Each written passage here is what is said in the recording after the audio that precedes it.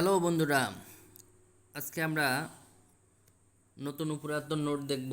বাংলাদেশের নতুন 20 টাকার নোট এটা, আর পুরাতন 20 টাকার নোট হচ্ছে এটা। তো পুরাতন 20 টাকার নোটের এদিকটা দেখেন এমন যে এখানে শেখ মুজিবুর রহমানের ছবি ছিল, আর নতুন নোটে আছে মন্দিরের ছবি।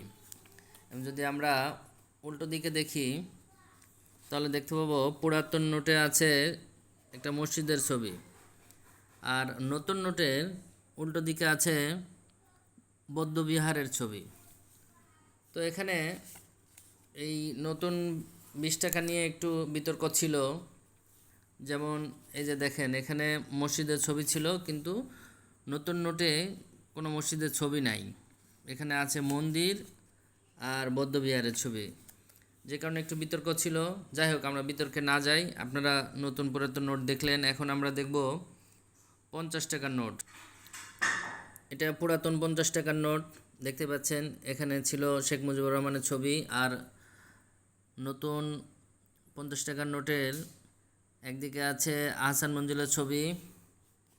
আর আমরা উল্টা পৃষ্ঠা যদি পুরাতন নোটে দেখি, এখানে দেখতে পারবো শিল্পাচার্য জয়নুল আবেদিনের মই দেওয়া চিত্রশিল্প, যেটা 1959 সালে উনি তৈরি করেছিলেন। নতুন নোটে ওনারই চিত্রশিল্পরই আরেকটি দেওয়া আছে, নাম হচ্ছে সংগ্রাম। দুটি 1959 সালে উনি করেছিলেন। যাই হোক, আপনারা নোট দেখলেন 20 টাকার নতুন পুরাতন নোট এবং 50 টাকার নতুন পুরাতন নোট। তো আপনাদের কাছে কোনটা বেশি ভালো লেগেছে? আমার কাছে তো নতুন নোটই ভালো লেগেছে, কারণ হচ্ছে নতুন তো সব কিছুই ভালোই লাগে না। আপনাদের কেমন লেগেছে অবশ্যই জানাবেন।